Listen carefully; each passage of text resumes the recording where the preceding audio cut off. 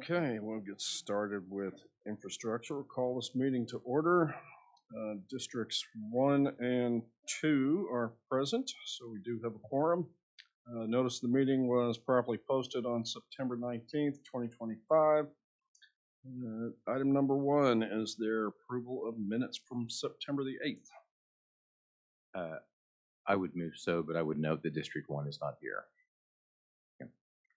But I move approval for the minutes. Okay, I will second. Item number 2, TIF 2, TIF 2A. You have changed. Huh? Oh, sorry. Yeah. You want it doing a vote for approval? Yeah, all those in favor? Aye. Okay, sorry. TIF 2, TIF 2A. Do you ever have anything different to say with no change now? Let me guess, capital improvements list?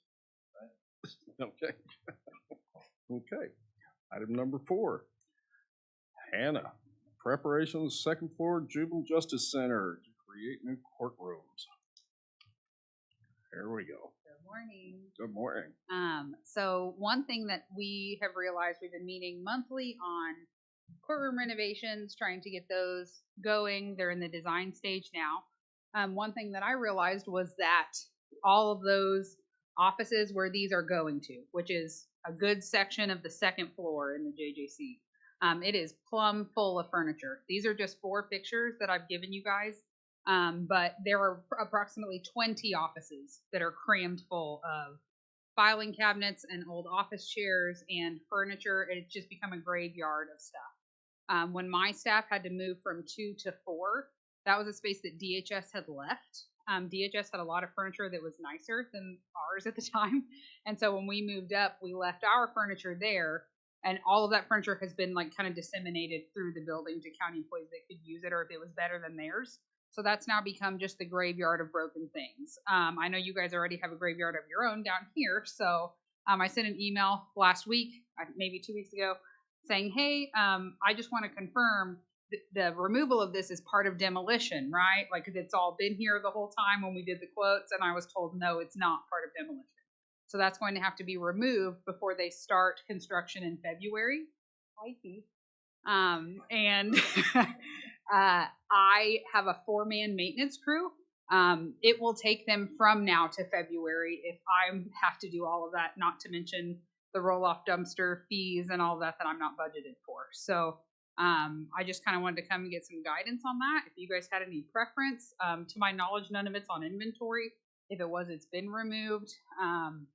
90% of that stuff is either broken or they're random filing cabinets. There is also a very large office that is plumb full of filing cabinets full of confidential files that have been locked and secured from court services because they used to be on the 4th floor. Some of that furniture is old court services furniture. When they were disbanded, all of that furniture and all the files were left. And so I was asked to secure them, which I have.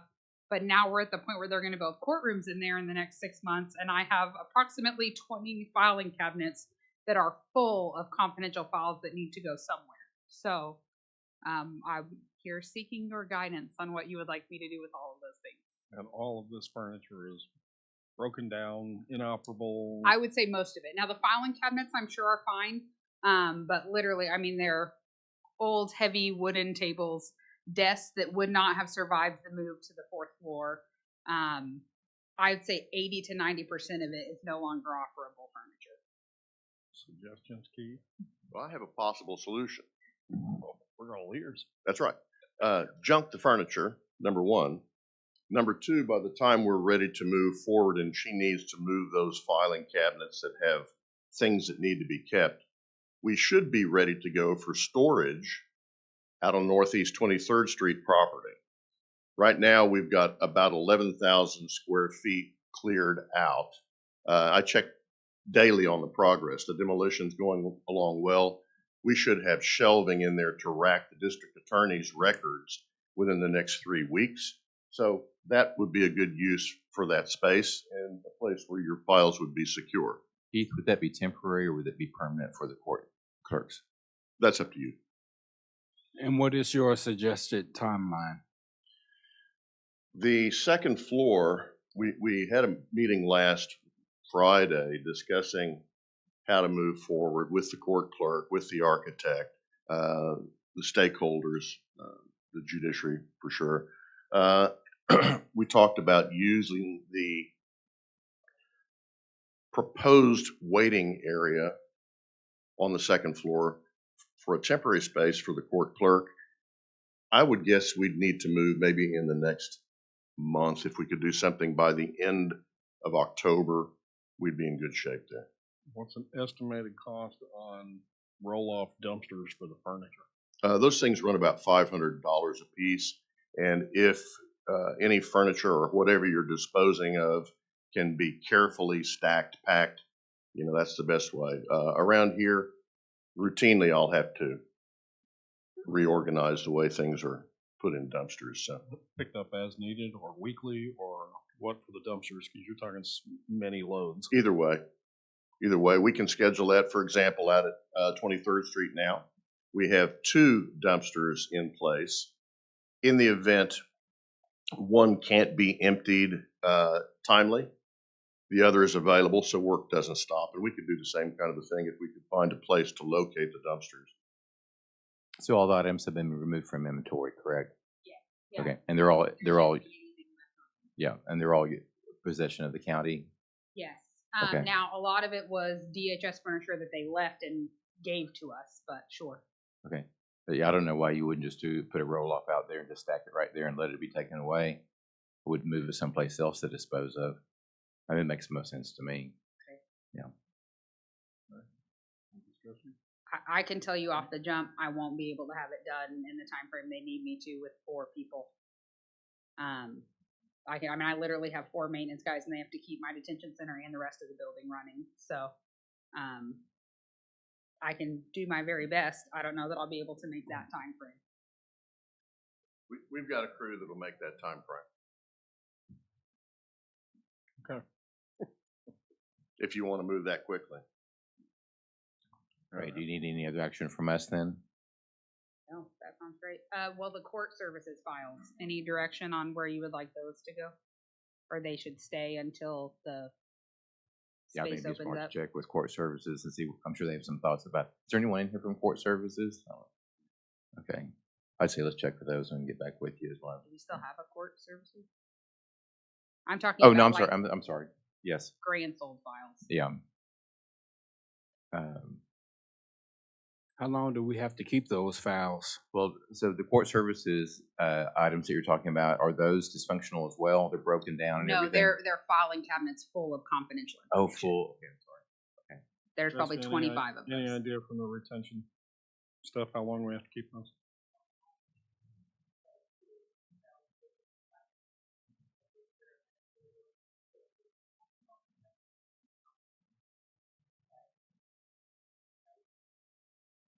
Good. Could you hear that?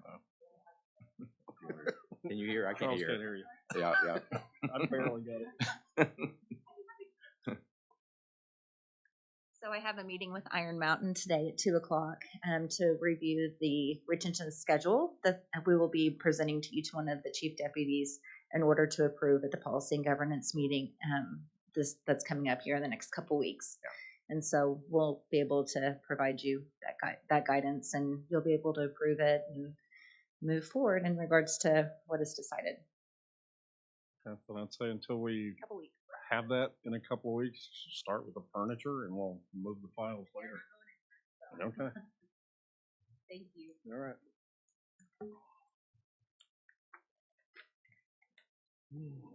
Okay, item number 5, owner's rep report on ARPA projects. Bill.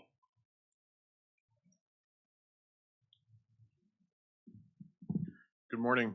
Morning. We'll start with the elevators. First off, the annex elevators that are currently under construction, additional unknown asbestos has been discovered, and we have received abatement proposals, and we're working on implementing that progress and trying to take care of the abatement. In the meantime, the same crews have tried to pivot, and we're working on the metro elevators to maintain schedule. So we're working through that right now. Final abatement schedule and pricing hopefully will be received by us this week. Okay. Court clerk, 5th floor is still going very well. Low voltage wiring has begun with staff from here. And right now, obviously, the contractual completion is still March 22nd, but the contractor and obviously from the progress they're making, I'm still thinking late January for completion. Front entrance, the dividing wall with clerk books is complete. Actually, we received the correct color from Ms. Street's office, and that's painted and complete this morning. I haven't inspected it yet, but I understand from the superintendent that it's complete. So we'll release that area for her. Permanent wall. Yes. Great. What's the overall completion on that first floor? It is. I believe it's going to be late February with some of the delays on the abatement on the outside. No commitment from the contractor is no change in the January 1st contractual date, but they haven't implemented their delay for that abatement from the outside wall that we discovered. So I'm thinking it's probably in February sometime. No change on the courthouse elevator. Obviously, asbestos in the annex elevators. Behavioral health services, we're going forward a great deal. Majority of the contaminated material has been removed. We're working through testing. The progress is going very well. If you haven't been over there, obviously we're putting up structural steel, bar joists, all kinds of activities are going forward. We'll need some additional funds for standard testing. We've had additional testing due to the unknown materials, first the aggregate and also the contaminated materials, just for compaction and compliance in that testing. Those accounting numbers will be set aside for our recovery through Stacy's office for the responsible parties there. So And what is the projected timeline on that? hopefully it'll be complete this week. The removal of the contaminated material, yes, this week. So they're going very well. Other than that, we're proceeding with behavioral care. Existing jail, HVAC, we're working through, I refer to them as faults in the control system, but we're down to 1 or 2 on the final smoke test for all the new mechanical system. The change order for the freeze valve change, they've progressed very nicely. They should complete the work at the end of the week, and then we'll go through testing on that also. So I would think early mid-October we'll be completely done over there for that project.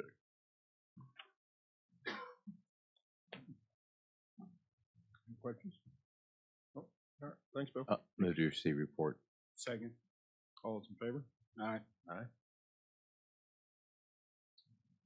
Okay, Item number 6, update on the meetings with Citizens Bond Oversight Advisory Board. Their scheduled meeting was tomorrow, but the chairman canceled it. So no action on 6. Nobody signed up for citizen participation. Any board comments? I'll move to adjourn. Second. All those in favor? Aye. Aye.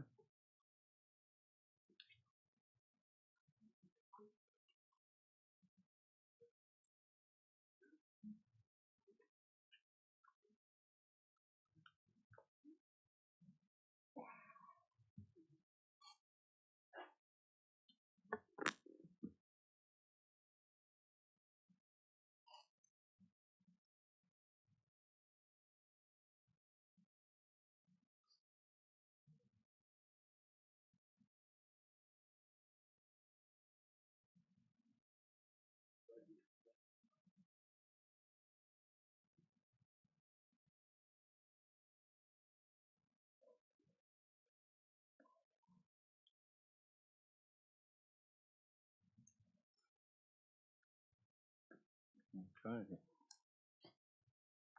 Call the PBA Advisory Committee to order. All 3 districts are present. Notice the meeting was properly posted on September 19th, 2025. Is there a motion to approve the minutes of September 8th? Is there a second? I'll second. All those in favor? Aye. Item number 2, owner's rep report on PBA ARPA projects. Bill.